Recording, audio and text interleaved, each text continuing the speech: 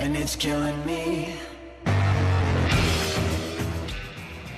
Welcome back to the Steve Patterson Projecttt, episode 7, 1 full week's worth of shows in 7 full weeks. That's good value. With us, as always, is our virtual audience, some of whom are virtually clapping. There are more females than males, and that is the kind of appeal that I hold after doing a 2 inches of pure arsehole joke last week. Thank you. We also have a very young one with us. Rio is in the crowd, who is 10 months old. So that's bringing the average age of our audience down to 57. Thank you, Rio. Starting in Colorado this week, the C&C Coffee and Kitchen restaurant opened illegally to customers on Mother's Day, saying it was standing for America. So based on the way the virus usually progresses, I would say in about 7 days, everyone who went there will be sitting down short of breath for America. Yeah. Then in 10 days, laying down for America. And then in about 14 days, artificially ventilated for America. Right. Colorado, spend each Mother's Day like it could be your last. Speaking of dangerously weird people, Tesla CEO and proud father of newborn baby algorithm XAEA-12, I may not be saying that correctly because it's not a human baby name, Elon Musk announced that he was reopening the California Tesla production plant against county orders this week. Not only that, he said he would be working on the line with everyone else, but then tweeted to police, "If anyone is arrested, I ask that it only be me."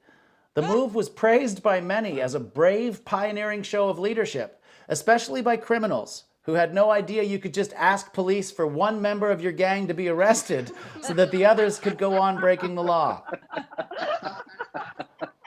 Well done, Muskie.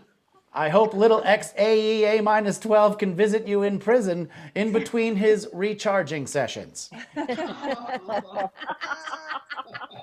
And speaking of celebrities, Canadian rock and roll legend Bryan Adams faced public backlash this week after an Instagram post complaining about some canceled gigs, blaming it on, quote, some bat-eating, wet market, animal-selling, virus-making, greedy bastards. Sorry, Rio. He ended it with the hashtag #GoVegan, which I guess is not a bad cheer for a vegan football team altogether. The post immediately angered Asian advocacy groups, but let's remember, Bryan is quite old, and he doesn't eat meat, so he's probably hangry all the time. Yeah. Still, this is a lot of anti-Asian sentiment for someone whose music I only ever hear at that one karaoke bar I go to in Little Korea. The next day, Adams ate crow. Well, mock crow, I guess. He wouldn't eat real crow.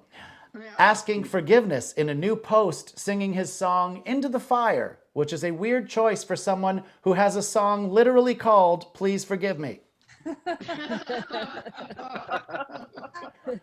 Statistics professor Michael Wallace figured out the probability of winning Tim Hortons' online Roll Up the Rim contest and ended up with 67 free coffees and 27 free donuts. Mr. Wallace is survived by his wife and 2 children. This weekend in Burlington, Ontario, a teen driver was clocked driving 308 kilometers an hour in his dad's Mercedes, with a second teen in the presumably pea-covered passenger seat. The car was immediately impounded and the teen was charged with street racing. I'm guessing he won. Police later found the car he was racing against at the starting line in Winnipeg. He apparently told the officer who pulled him over, I assume in a jet plane, that he was comfortable going that speed, which should come in handy for when his dad kicks his ass. Let that be a lesson to you, Rio. Meanwhile, police in Utah were shocked when they pulled over a young driver going 32 miles per hour on the freeway and discovered he was 5 years old. Oh my God! True story. In the end, police did not press charges because the poor kid was just trying to get his pregnant wife to the hospital. And speaking of kids that need help, Prime Minister Justin Trudeau sent out a message this week with the hashtag Canada Homework Help, which offers help to parents with their children's homework. Unfortunately, it backfired when no one asked for help researching the history of Arabian Nights. I know, it is okay. It's an old joke. We simply couldn't resist doing it. Please send your letters to my producer, Diana. I actually think this is a great initiative by our Prime Minister, and I did submit a question to him from my 5-year-old daughter this week. Here's the clip. I just want to know why it's so cold outside in May. And who are you asking? Aww. Justin Trudeau. Right? It's a great question. Why is it so cold outside in May? That video, by the way, has now received over 16,000 views, far eclipsing anything we have ever done on this show. So next episode, look for my daughter to be the host while I stay in pajamas all day doing her homework. I hope when she sees that video when she's older, she doesn't take me for Father's Day brunch in Colorado. And that is the monologue for this week. Thank you once again to our virtual audience for not being here. Thank you, everyone.